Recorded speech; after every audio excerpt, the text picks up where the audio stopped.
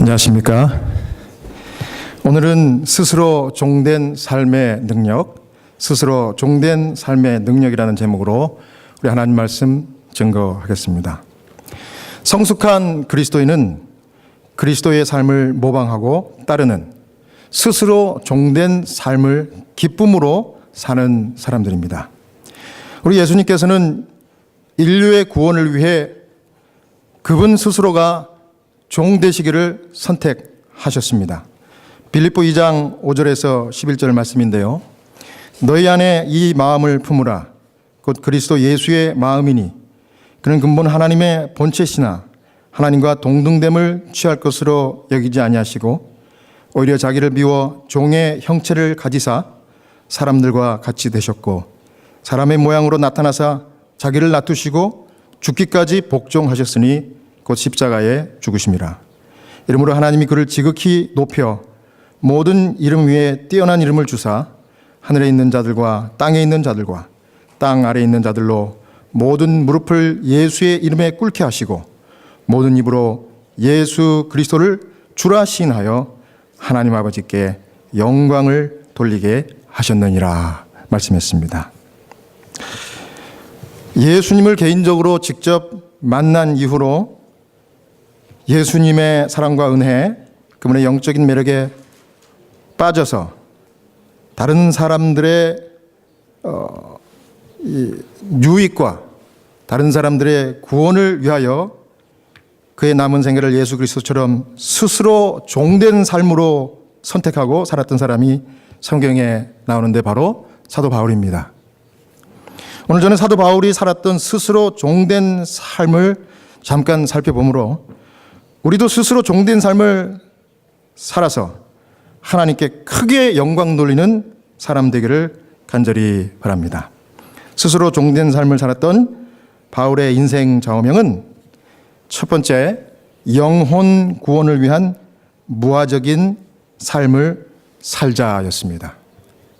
자, 바울은 회심 이후에 그가 받은 은혜가 너무 감사하고 너무 고마워서 남은 생애를 이제는 영혼을 살리고 영혼을 그리스도께 인도하는 그런 삶을 살기 위해서 무화적인 삶을 살아야 되겠다 결심했습니다. 고린도전서 9장 19절에 내가 모든 사람에게서 자유로우나 스스로 모든 사람에게 종이 된 것은 더 많은 사람을 얻고자 함이라. 바울이 그렇게 기록했습니다. 그리스도를 만난 후 회심한 바울의 관심사는 자나깨나 영혼 구원이었습니다.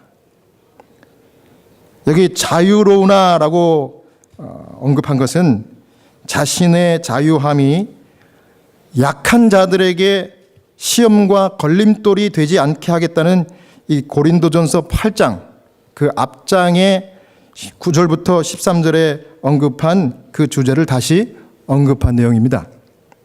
그 다음에 여기 스스로 모든 사람에게 종이 된 것은 그랬습니다. 이것은 문자적으로 자기를 스스로 노예로 삼은 것은 이렇게 해석하면 되겠습니다. 바울은 노예가 마치 상급이나 보수를 바라는 것 없이 주인을 위하여 일하듯이 다른 사람의 복리를 증진하기 위해 기꺼이 수고하는 삶을 살기로 결심했다는 것입니다. 주인을 기쁘게 하고자 소망하는 혹은 그렇게 할 수밖에 없는 노예처럼 바울은 원칙을 양보하지 않는 범위에서 가능한 한 기꺼이 다른 사람의 습관과 풍습과 의견에 따르려고 결심하는 삶을 회심한 이후에 살기로 결심했습니다. 그 목적은 무엇입니까? 말씀드린 대로 영혼을 더 많이 그리스도께로 인도하기 위해서. 이 바울의 목표는 오직 그거였습니다. 이 교회 증언 2권 594페이지에 보면은 그리스도의 종들은 백성들의 다양한 상태에 스스로를 적응시킬 수 있어야 한다. 우리의 일은 사람들의 사정에 따라 방법을 바꿔야 한다. 아주 중요한 그 사역자들에게 주신 지침이라고 생각합니다.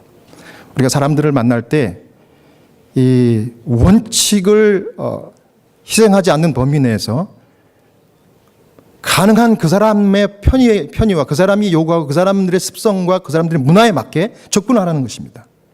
플렉서블하게 사람들을 만나라는 얘기죠. 오픈 마인드로 사람들을 대하는 것이 중요한데 바울이 그렇게 살았다는 거예요. 바울은 말씀드린 대로 그의 관심 오로지 자나깨나 항상 더 많은 사람을 얻고자 함이 그의 인생 삶의 목표였습니다. 여러분, 사람을 얻는다는 것이 무엇일까요? 사람을 얻는다. 사람의 마음을 열고 그 사람과 관계를 쌓는다는 거죠.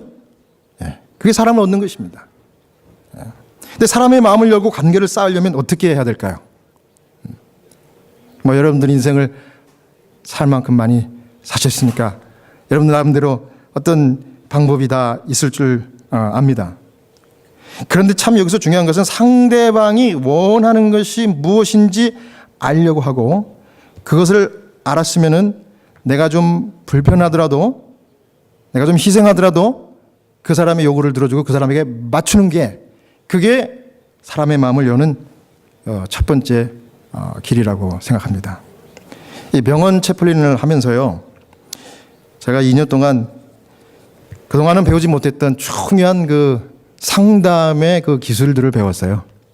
그래서 지금도 그거에 제 목회에 참 많은 도움을 주는데 그건 뭐냐면 관계 형성의 트리플 A.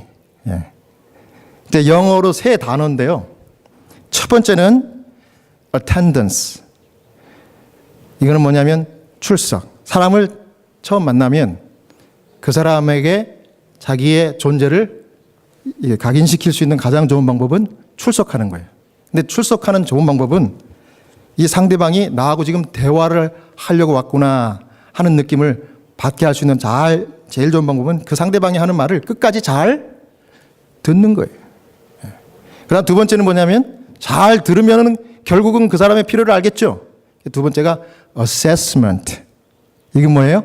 그 사람의 필요가 뭔가, 이 사람이 지금 뭘 필요로 하는구나. 영적으로, 육적으로.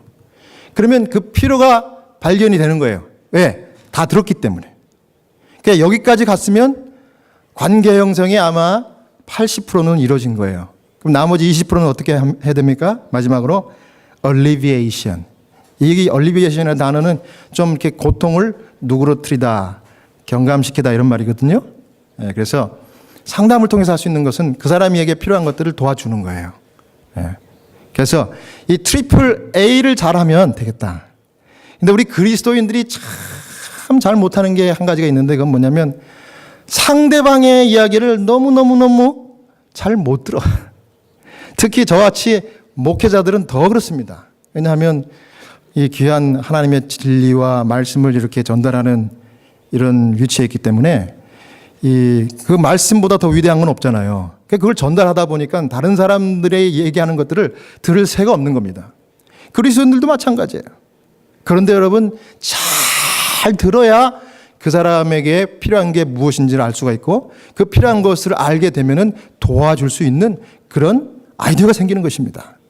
그러면 이 세 가지를 거치면요, 하루를 만나더라도 정말 진지한 관계가 형성이 됩니다.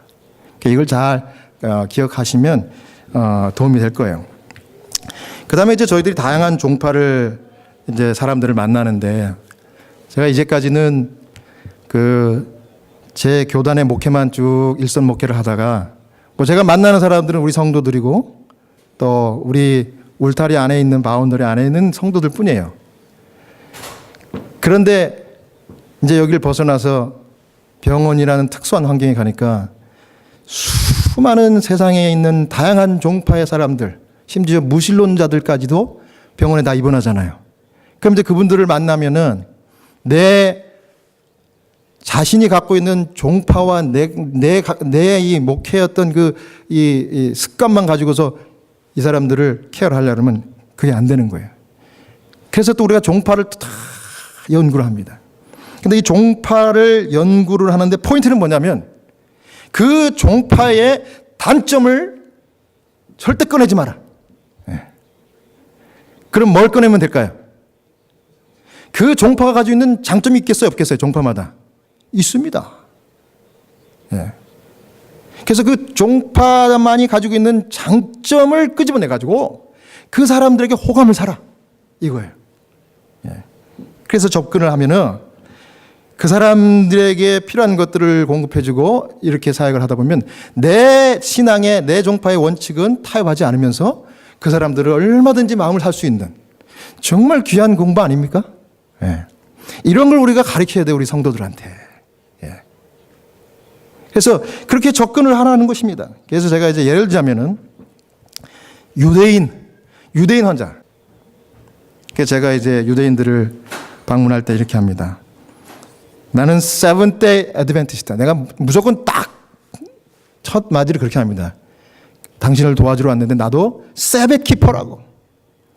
그럼 세븐데이 애드벤티스트를 유대인들이 대부분 다 압니다.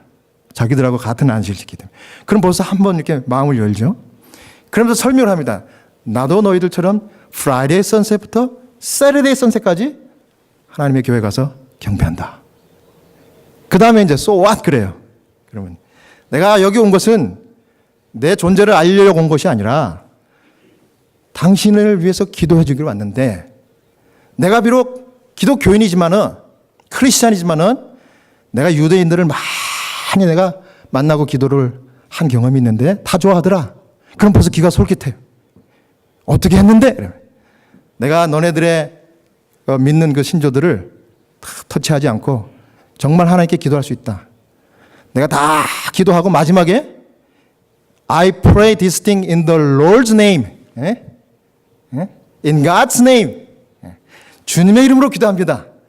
하나님의 이름으로 기도합니다. 이렇게 기도했더니 참 좋아하더라. 어떻게?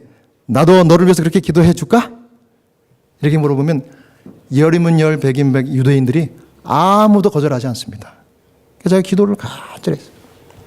기도 끝나고 나서 하나님께 이 모든 것을 기도드립니다. 딱 기도가 마치면요. 얼마나 좋아하는지. 그 다음에 가면은요. 바로 또 기도해달라. 바로. 네. 그래가지고, 유대인이 우리 교인이 된 그런 케이스가 있습니다. 유대인이 기독교인이 되는 것은 하늘의 별따기입니다. 그런데 될 수 있어요. 어떻게 될 수 있어요? 하나님께서 함께 하시면 되는 겁니다. 그러나 단점을 보지 말고 장점을 가지고 접촉을 하는 거예요. 그 다음에 천주교인에게 가면은요, 천주교인의 단점은 여러 가지가 있지만은 그거 언급하지 않고 우리 재림교회가 천주교하고 참 사실은 이렇게 별로 사이가 좋지 않아, 솔직히. 그렇죠? 이렇게 교리적으로. 그런데 그럼에도 불구하고 복음을 전하는 목적에 있어서는 하나님께서 이 교단을 따지지 않는 거예요. 그래서 우리가 지혜롭게 접근하는데 천주교인의 장점은 뭐냐 하면은 천주교인들은 누구나 할 것 없이 그들의 영적인 지도자에 대해서 기본적으로 존중의 정신이 충만해요. 네. 미니스터라 그러면요. 일단 옷깃을 여밀더라고. 네. 그리고 그 사람들이 가장 중요하게 생각하는 기도가 우리 예수님께서 우리에게 정말 틈만 나면 하라고 말씀하신 주기도문. The Lord's Prayer. 그래서 천주교인을 만나면요, 내가 미니스터라고 소개함과 동시에 내가 여기 왔는 목적은 The Lord's Prayer를 좀 하고 싶어서 왔다고. 같이 하자고. 그러면 아무도 반대 안 해요. 아무도. 그래서 제가 한국말보다 영어로 The Lord's Prayer를 더 펄픽하게 하는 거 아세요? 제가 매일 하니까 Our Father who art in heaven. 네. 이거 할 때는 액센트도 없대, 사람들이 얘기가. 그렇게 기도를 하면요, 그다음부터 마음이 확 열리는 거예요. 여호와 증인을 만나면 어떻게 할 것 같아요, 여러분? 여호와 증인. 아시는 대로 여호와 증인은요, only one God Jehovah. 그 다음에 예수님 인정 안 합니다. 그죠? 예? 어떤 한 랍비 정도로 생각을 하는 거예요. 그런데 그거 좀 제쳐놓고 유대인과 비슷하죠? 여호와 증인의 장점 뭡니까? 여호와 증인의 장점은 영혼 구원을 이 세상에서 가장 열심히 하는 이 교단 아닙니까? 집집 방문하는 거, 집집 방문. 그러면 그 사람들에게 가서 제가 그분들에게 칭찬합니다. 야, 나도 목사지만 나도 이 새로운 사람들 만나고 집집 방문하는 거 해봤지만 살 떨려서 못하는데 너희들 어떻게 잘하냐고 말이지. 에? 이렇게 하면서 이 사람들의 마음을 여는 겁니다.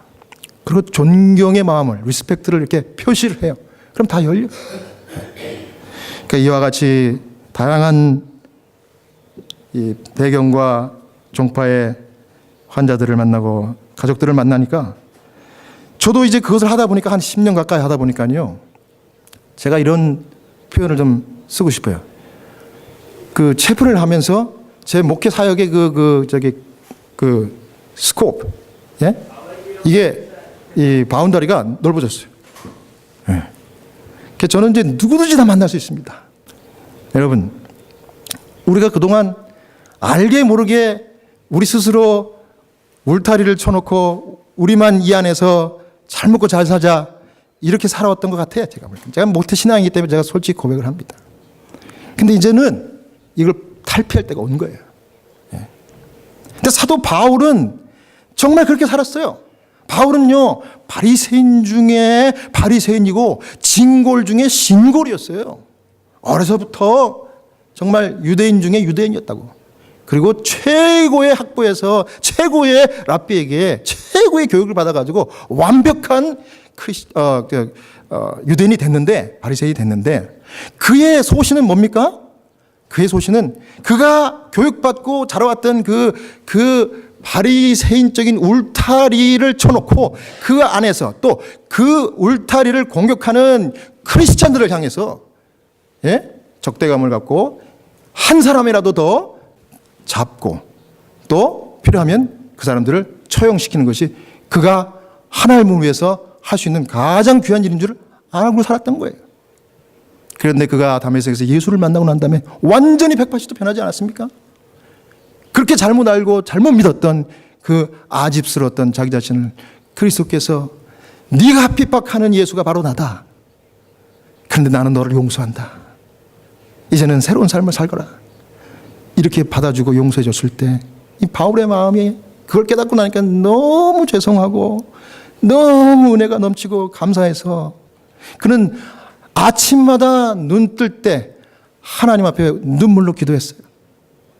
그래서 내가 그리스도 예수를 증거하는 것 이외에는 내가 배설물로 생각한다고 이렇게까지 고백을 하면서요. 그리스도를 위해서 죽도록 충성하자. 그가 원하는 것이 무엇인가. 이 복음을 내가 죽을 때까지 한 사람이라도 더 듣게 증거해야겠다. 이렇게 된 거예요. 근데 그렇게 하려면 어떻게 되는 거예요? 더 많은 사람들을 얻기 위해서 자기 자신이 가지고 있는 색깔을 원칙은 양보하지 않지만 이거를 그 사람들이 수용할 수 있도록 바꾸자는 거예요. 바꾸자는 거. 고린도전서 9장 20절에 바울이 그래서 이렇게 얘기한 겁니다. 유대인들에게 내가 유대인과 같이 된 것은 유대인들을 얻고자 하며 율법 아래 있는 자들에게는 내가 율법 아래 있지 아니하나 율법 아래 있는 자같이 된 것을 율법 아래 있는 자들을 얻고자 하며 매사의 관심사는 얻고자 하며 더 많이 얻고자. 예? 그러니까 이방인을 만나면 이방인에게 필요한 그런 것들을 자기가 가서 듣고 발견하고 채워주고 유대인들에게는 유대인에게 맞는 것들을 갖다 자기가 채워주고 말이죠. 율법 가운데 있는 그런 율법주의자들을 만났을 때는 자기도 그 사람들이 필요한 관심사에 관심을 갖고 말이죠. 이렇게 하는 것입니다. 여러분, 하나님은 종파 따져가면서 사람들을 사랑하지 않으세요. 모든 사람들을 다 사랑하시는 거예요. 종파는 누가 만들었어요? 인간이 만든 거예요. 인간이 만들었다.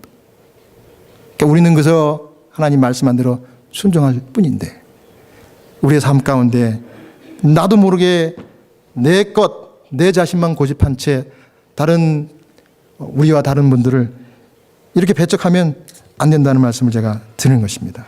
저는 이것이 바로 사도 바울이 살았던 삶이 아닌가 생각합니다. 더 많은 사람을 얻기 위해서 더 많은 사람들을 마침내 그리스도께 소개하기 위해서 지금 당장은 그리스도를 소개하지 못하지만 그 사람의 마음을 얻으면 그 사람을 결국 그리스도께 인도할 수 있어요. 왜? 누구 때문에? 나 때문에. 제가 최근에 어떤 사람들을 이렇게 우리 교단 아닌 사람들을 만나면서 그분들이 필요한 것들을 도와드리니까 목사님 나중에 그래요. 목사님 저한테 자기 속마음을 얘기해요. 목사님 제가 왜 그때 목사님이 하라고 한 이 일을 한 줄 아세요? 왜요? 목사님 때문에 한 거예요. 전 그 얘기를 듣고 저도 깜짝 놀랐어요. 왜요? 왜 나 때문에? 설명은 굳이 하지 않았지만 내가 좋다는 얘기예요. 목사님 안식교인이지만 목사님 때문에 제가 이렇게 한 거예요. 여러분 저는 우리 사랑하는 시카고 찬양교회 성도들도 그런 이야기를 좀 많이 들었으면 좋겠어요. 집사님 때문에 내가 그 사람 만난 거예요. 집사님 때문에 내가 그 교회에 간 거예요. 집사님 때문에 내가 한 거예요.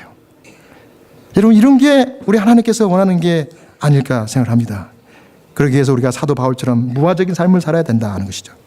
그 다음, 이 종된 삶을 선택한 사도 바울의 두 번째 정신은 뭐였냐면, 영혼 구원을 위해서 보수, 대가를 바라는 삶을 살지 말자. 이 얘기죠. 예.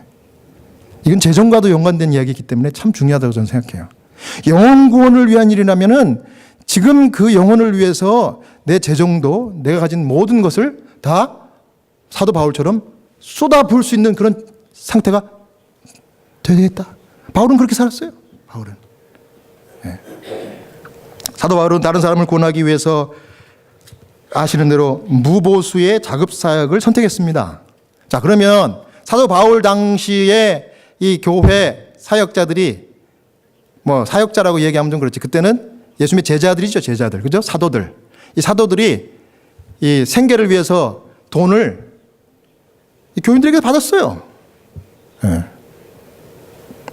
자, 그때도 그랬습니다. 근데 사도 바울은 오히려 종이 주인의 명령을 따르고 보수 없이 수고하는 것을 당연하게 생각한 것처럼 그는 하나님의 종으로서 그가 가진 소유를 오히려 주인을 위해서 다 쓰고 하나님의 영광을 위해서 다른 사람을 얻기 위한 재물로 다 사용해 버렸다는 것입니다. 그리고 재정이 없을 때는 필요하다 그러면 스스로 일하는 자급사역도 마다하지 않았던 것이 사도 바울이었어요. 사도행적 239페이지에 바울은 그리스도의 제자가 되기 전에 높은 지위를 차지하고 있었으므로 생계를 위하여 수공업에 의존하지 아니하였다. 그러나 후에 그리스도의 사업을 진전시키는데 그의 재물을 모두 사용해 버렸을 때 그는 때때로 생계를 위하여 수공업에 의존하였다. 특별히 그의 동기가 오해를 받을지도 모를 곳에서 수고할 때 그러하였다. 예.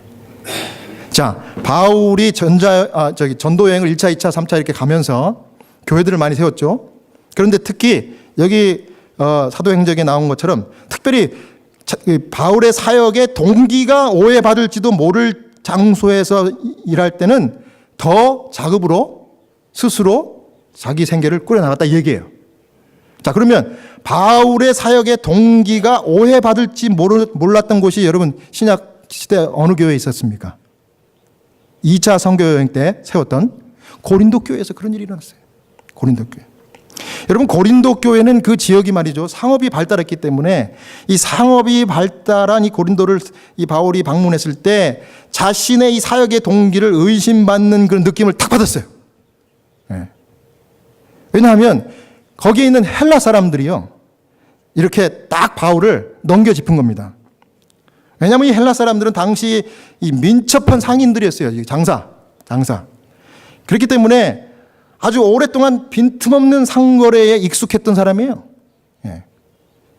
그래서 그들에게는 이익이라면은 이익을 얻을 수 있는 방법이 옳은 방법이건 부정한 방법이건 이 돈만 벌 수 있다 그러면 다 훌륭한 일이라고 믿고 아주 돈 버는 일에는 아주 손해 안 보는 그런 아주 칼 같은 사람들이었어요. 돈 하면은요, 예, 굉장히 이렇게 정확했던 사람들이라고요, 헬라 사람들이. 근데 그 사람들이 이제 고린도 교회 이제 교인들이 됐단 말이죠, 그죠? 그런데 가만히 바울이 거기서 사역을 하는 거 보니까 바울이 지금 이렇게 사역을 해서 교회를 저렇게 열심히 이렇게 세우거든요. 밤낮을 가리지 않고. 이걸 순수하게 봐야 되는데 이 사람들이 어떻게 생각하는 거예요? 야, 저거 사도도 아니면서 예수님의 제자 사도라고 자칭을 하고 그 최종적인 그 목표는 이제 저 사람이 교회에서 돈을 받으려고 그러는구나. 쉽게 얘기해서 이 풀타임 사역자가 되려고 저러는구나. 저거 지금 열심히 하는 게. 이해가 가십니까? 순수하게 바울은 그 복음을 증거하는데 그 사람들이 그 얘기하는 거예요. 야, 저 바울이 여기서 이제 이 목회자가 되려고 그러는구나, 여기서. 그럼 우리가 이제 바울을 먹여 살려야 되는데 어림도 없지. 어디 외부에서 와가지고 그 굴러온 돌이 그 박힌 돌을 빼려고 그래. 이렇게 얘기하는 거예요. 바울이 그걸 듣고 어떻게 합니까? 사도행적 241페이지 이렇게 얘기했습니다. 그는 마땅히 고린도 청중으로부터 급양을 주장할 수 있었으나 목사로서 그의 유용성과 성공이 그가 이득을 얻기 위하여 복음을 전하고 있다는 부당한 의심으로 손상받지 않기 위하여 이 권리를 자원하여 버렸다. 바울이 위대함이 여기 있습니다, 여러분. 그래서 바울이 천막 만들고 수선하는 그 수공업을, 자영업을 시작을 한 거예요. 그러면서 복음은 복음대로 증거하고 교회는 교회대로 섬기면서.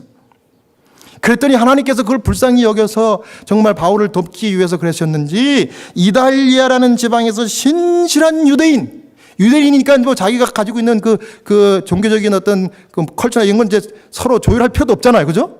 자기하고 비슷한 유대인을 이사를 시켰어요. 고린도 지역으로. 물론 거기서 핍박이 있어가지고 왔는데 이사를 했는데 바울이 있는 곳으로 온 거예요. 그 사람이 누구예요? 부부가 왔어, 부부가. 아굴라와 브리스길라 부부가 온 거예요. 그런데 아굴라와 브리스길라의 그 생업이 뭔지 아세요? 이건 우연이 아니라 하나님의 섭리예요. 천막 만드는, 장막 수선하고 만드는 그 직업이었어요. 똑같아. 믿음 있죠? 똑같은 유대인이죠? 그 다음에 동정업을 하는 사람이잖아요. 얼마나 마음이 맞았겠어요. 아굴라와 브리스길라는 바울을 정말 섬겼던 정말 훌륭한 신자였어요. 그래서 자급하는 이 바울을 도와서 교회를 든든히 세우는 일에 큰 일꾼이 돼서 초대교회 기둥 같은 사람이 된 겁니다. 이 사람들이. 여러분, 하나님은 공짜로 일 시키지 않으셔요. 공짜로. 바울은 그가 전하는 복음의 능력을 감소시키지 않기 위해서, 오해의 계기를 제거하기 위해서, 이거 설명할 필요가 없는 거예요. 안 받아요. 이러고서 자기가 작업으로 이렇게 한 겁니다. 그랬더니 신실한 사람을 보내주셔가지고 생업이 번창하고요. 뭐 성경에는 잘 나오지 않지만 이 바울이 텐트 만드는 일이 아마 아주 그냥 하나님 축복해 주셔가지고 엄청나게 성장했을 것 같아요. 엄청나게. 그 나중에는요, 이 바울을 돕기 위해서 누가도 오고요, 디모데도 오고 그랬잖아요. 근데 누가와 디모데는 전적으로 생업도 없고 전적으로 이제 정말 레위인처럼 교회를 위해서 이런 일을 하니까 그거를 생계를 누가 아무도 안 해주잖아요. 누가 도와줬을까요? 바울이 자기가 전 재산을 다 털어가지고 누가와 디모데에게 재정적으로 서포트 해주는 일을 했어요. 돈이 많아서? No. 제가 나중에 말씀드리겠지만 이 사람은 돈이 없고 굶을지언정 그렇게 했대. 그럼 하나님이 이 사람을 굶어 죽였을까요? 하나님은 절대 그렇게 하지 않아요. 바울은 더 사업이 잘 되고 교회는 교회대로 성장하고 이렇게 된 것입니다. 자, 바울이 이제 마지막으로 종된 삶을 선택하기로 했던 그 중요한 이 인생 모토는 뭐냐면 영혼권을 위해서 다른 사람의 필요를 채우는 삶을 살자 이거였습니다. 채우는 삶을 살자. 고린도후서 12장 14절 15절입니다. 내가 구하는 것은 너희의 재물이 아니요 오직 너희니라. 그러면서 뭐라 그래요? 오직 너희니라. 어린아이가 부모를 위하여 재물을 저축하는 것이 아니요 부모가 어린아이를 위하여 하느니라. 내가 너희 영혼을 위하여 크게 기뻐함으로 재물을 사용하고 또 내 자신까지도 내어주리니 너희를 더욱 사랑할수록 나는 사랑을 덜 받겠느냐. 이게 무슨 얘기예요? 부모가 자식을 위해서 모든 재산을 다 줘도 아깝지 않은 것처럼 너희를 사랑해서 그렇게 하는 것을 알아줬으면 좋겠다. 그리고 내가 이렇게 다 한들, 다 준들, 내 자신까지 준들, 하나님이 나를 더 사랑하지, 내버려 두시겠냐? 이런 얘기예요. 이런 얘기. 바울의 진심이 느껴지지 않습니까, 여러분? 사도행적 240페이지 이렇게 얘기했어요. 그는 다른 사람의 필요를 공급하기 위하여 때때로 굶주림까지 당하였다. 그는 무아의 생애를 살았다. 이야, 이 바울이요, 예수님하고 똑같은 삶을 사는 거예요. 자기를 용서하고 보내주신 그 은혜가 얼마나 감격하고 컸으면은 예수님처럼 종의 형체를 취해가지고 십자가에 달려 돌아가시면서 인류를 구원한 일을 했는데 나도 그렇게 살아야 되겠다. 그런 거예요. 그런 거예요. 바울은 그리스도의 은혜를 너무나 크게 깨달았던 사람이었어요. 여러분, 은혜가 뭡니까? 우리가 얘기하는 은혜가 뭐예요? 은혜라고 하는 것은 나하고 상관없이 일방적으로 받은 혜택과 사랑이 바로 은혜예요. 은혜. 누가 주셨어요? 우리 주님 예수 그리스도께서 저와 여러분에게 주시지 않았습니까? 이 은혜 생각한다 그러면 진짜 우리 지난번에 우리 강사 목사님, 김현준 목사님 와서 두 번째 말씀하신 것처럼 예수님 예자만 들어도 눈물이 나야 돼. 예수님 예자만 나도. 너무너무 고마운 거예요. 바울이 그랬어요. 예수님 증거하는 거 이외에는 배설물로 생각하겠습니다. 내가. 나는 죽었습니다. 이 종을 더 넘어서 죽었다 그랬다고 죽었다고. 바울은 회심 후에 날마다 눈물로 감사한 것이 핍박자했던 자신을 용서하시고 그 당사자가 나를 구원해 주셨으니 이게 은혜가 아니냐 이거죠. 그러니까 내가 가진 것 조금이라도 남기지 않고 내가 이 은혜를 모르는 사람들을 주님께로 인도하기 위해서 내가 다 써야겠다. 내가 굶더라도. 고린도전서 15장 10절에 그러나 내가 나 된 것은 하나님의 은혜로 된 것이니 내게 주신 그의 은혜가 헛되지 아니하여 내가 모든 사도보다 더 많이 수고하였으나 내가 한 것이 아니요 오직 나와 함께 하신 하나님의 은혜로다. 위대한 고백 아닙니까 여러분? 위대한 고백. 은혜를 깨달은 바울의 눈에 사람들은 더 이상 사람이 아닌 불쌍한 영혼으로 보이는 것입니다. 그래서 사람들을 만나면 너무 불쌍했어요. 예수님이 불쌍한 환자들과 이방인들을 만났을 때 눈물로서 그렁그렁하면서 대했던 것처럼 똑같은 마음과 시각으로 사람들을 그렇게 생각한 거예요.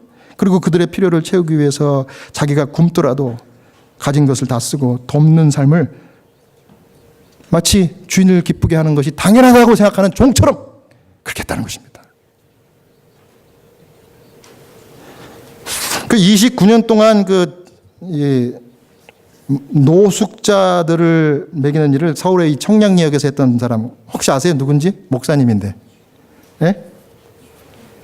최일도 목사님. 최일도. 이 다일 공동체를 설립해가지고 지금 29년 거의 30년 됐는데 청량리는 제가 제 고향은 아니지만 거기서 살았기 때문에 청량리 제가 잘 알아요. 특히 청량리 다일 공동체 최일도 목사님이 29년 전에 시작한 노숙자를 밥을 먹이는 그 장소는 청량리 그때 당시에는 청량리역 그 일대입니다. 청량리역 그 뒤편으로는 사창가였어요. 그런데 그 한 중심에서 노숙자들을 먹이기 시작한 것이 이제 30년 가까이 한 겁니다. 근데 이 최일도 목사님이 신학교를 막 졸업하고 독일 유학을 준비하던 당시에 청량리역을 갔는데 노숙자 한 분이 땅바닥에 쓰러져 있는 걸 발견한 거예요. 보자마자 성령께서 그 마음에 감동을 줘가지고 불쌍한 마음이 드는 거예요.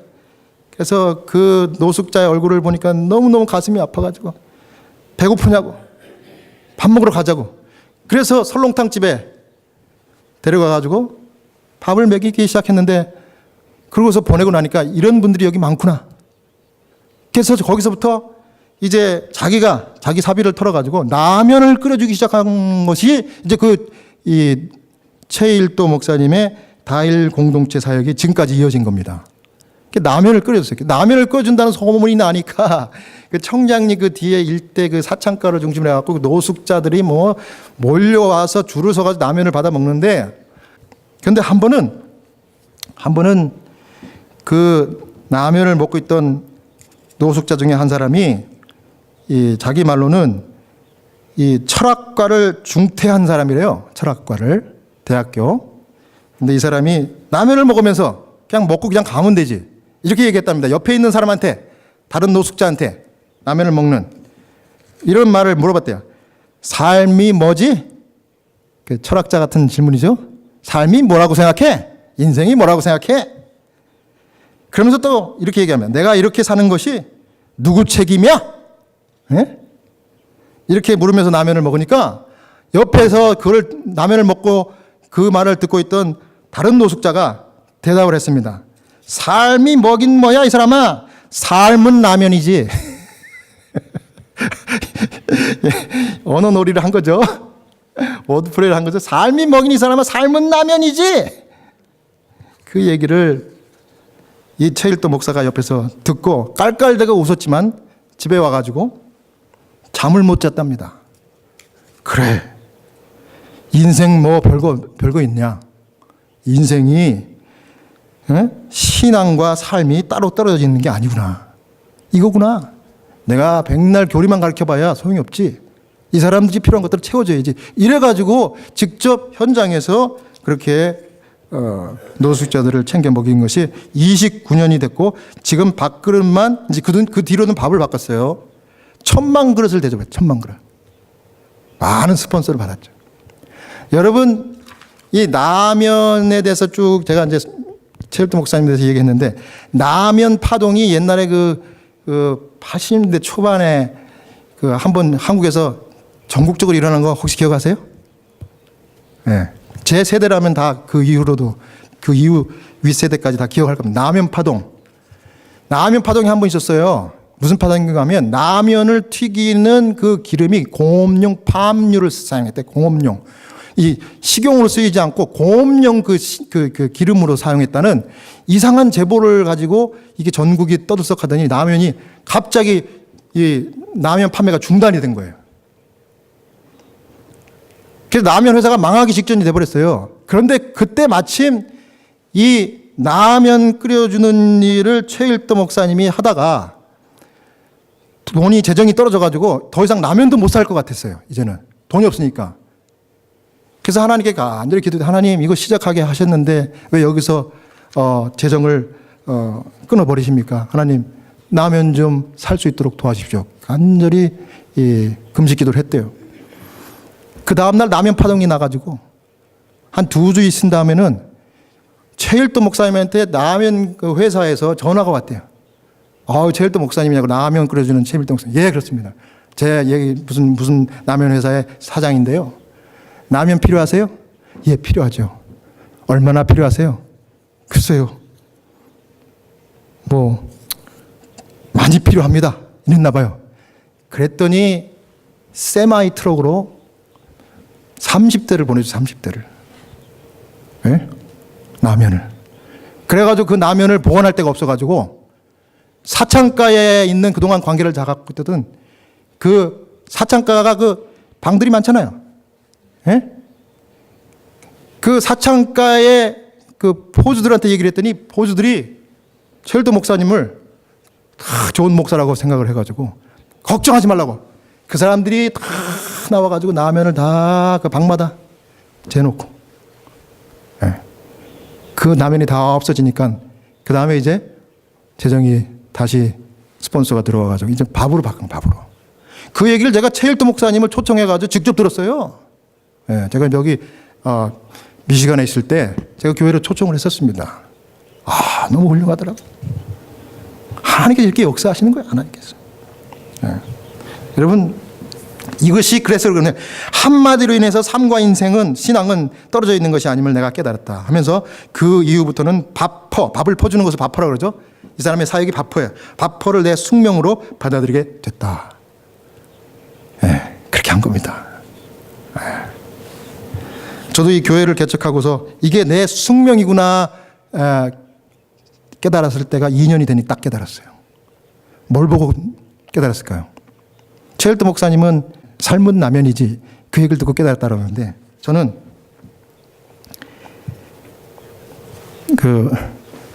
제 와이프를 보고 제 숙명이라고 깨달았습니다. 예, 예. 제가 요 얘기는 한 번만 끝날라 그래. 그동안 여러분 아시는 대로 우리가 교인들이 얼마 있습니까? 그죠? 개척교회 하면서 예배 드리고 끝나면 그냥 보내기 너무 아쉽고 그래서 식사를 준비하는데 정성스럽게 준비하자 이렇게 했어요. 그래서 우리가 정말 의도한 건 아니지만 어떻게 하다 보니까 매 안식일 15가지 반찬을 만들게 됐고 현미밥, 백미 이렇게 해서 풍성하게 준비하지 않습니까? 근데 이 일을 누가 해요? 이 일을 제 와이프가 하는 거예요. 하는데 저도 그렇고 우리 성도들도 그냥 너무 염려가 돼서 너무 수고하니까 그냥 반으로 줄이세요. 이렇게 많이 하세요. 이렇게 하지만 오히려 그런 말에도 불구하고 이거라도 해야 우리 매달 되는 성도들이 계속해서 와서 하나님께 예배드리죠. 이 말을 하는 거예요. 그러면서 계속 한 번도 뺀 적이 없어. 한 번도. 물론 여름에 잠깐 사정이 있어서 2번 뺀 적은 있지만 한 번도 걸린 적이 없습니다. 그런데 여러분 사실 지금 말씀드리지만 이 저녁 식사를 15가지를 만들려고 그러면 누구보다 제가 잘 알까요? 모를까요? 어떻게 준비하는지. 이틀을 고생한다. 이틀을. 장 보는 것부터 시작해가지고 어쩔 때는 밤을 막 새기가 이거는 보통이에요. 밤을 못 샐 때는 새벽에 일어나서 하는 거예요. 새벽에 일어나서 하는데, 예?